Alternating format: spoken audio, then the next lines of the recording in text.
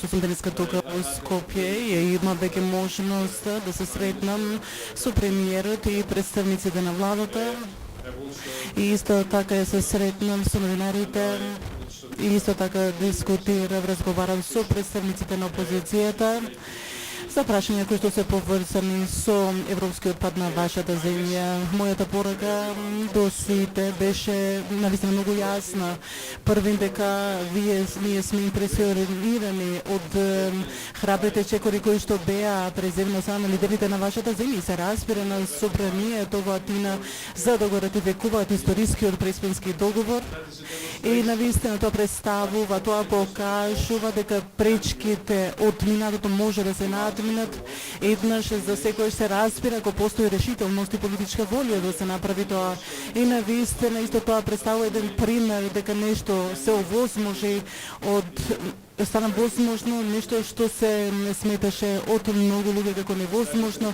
да се адресира. Навистина тоа представува пример на помирување, исто така дава надеж на целиот регион на Западен Балкан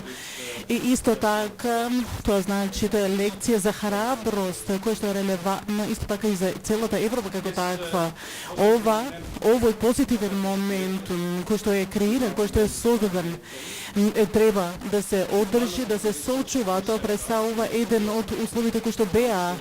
веќе представени во заклучоците на Европскиот совет во јуни минатата година, кој што го постави патот кон отворање на пристапни преговори со оваа земја. И исто така самиот фокус сега би требало да се сосредоточи на значи следниот јуни кој што Советот на Европскиот совет повторно ќе го разгледа оваа прашање и фокусот се разбира треба да биде на испорачување самите напори. Ние веруваме, поради таа причина ние веруваме дека предвремените избори значи ќе го некако одземат тој фокус и нема да можат да бидат во можност да ги дадат потребната енергија се со цел да се адресираат останатите отворени прашања кои што треба да бидат адресирани. Тоа зборуваме за клучни сфери, тоа е нешто кое што ние го споменуваме и дискутираме во изминатите неколку години. Зборуваме за реформи во правосудството,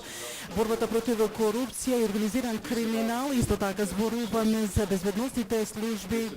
и исто така за функционирањето на јавната администрација. Значи тоа се само некои од сферите. И тоа што ние значи апелираме, не се работи само за законодавство, важно е законодавство, меѓутоа исто така треба да се види дека постои промена и во самата имплементација, спроведување на законите. На сите мои соговорници им кажав дека они мора да бидат први пример. Значи тоа се однесува на собраниското мнозинство, меѓутоа исто така на самата опозиција и се разбира, на пример, треба исто така да се остават судиите да одлучуваат независно во согласно со законот и доказите и без страв дека ќе има вмешување или влијание од било кога. И тоа треба се разбира да се има исто така нулта толеранција кон корупција и се разбира секој назначување во јавната администрација треба да биде заснивано врз база на заслуги. И во тој контекст една посебна институција многу важна во овој поглед. Тука зборуваме за Комисијата за антикорупција која што всушност е во процес на создавање. Би сакал да искористам оваа можност, имајќи во предвид дека ова е последниот ден за аплицирање на кандидати за составот на таа комисија и тие кои што во оваа земја, кои што чувствуваат дека ја имаат знаењето, имаат компетенцијата се со цел да може да придонесат на работата на оваа комисија, тие треба да аплицираат така да за да може да се состави една добра листа на компетентни, независни и силни личности кои што може да ја преземат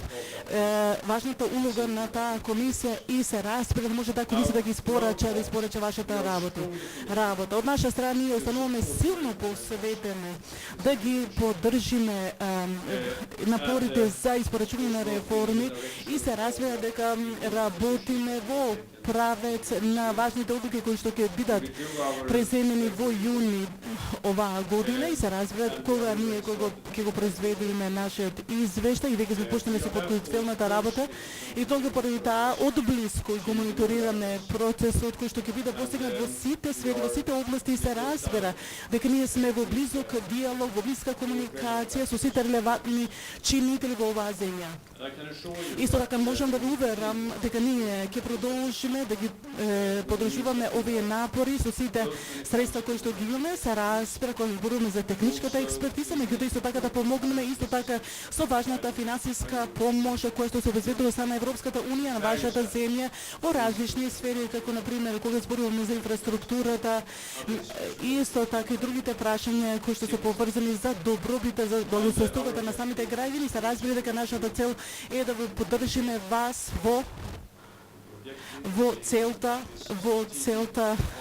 за постигнување нова стратешка и суштествена, нови стратешки и суштествен пат да може да продолжи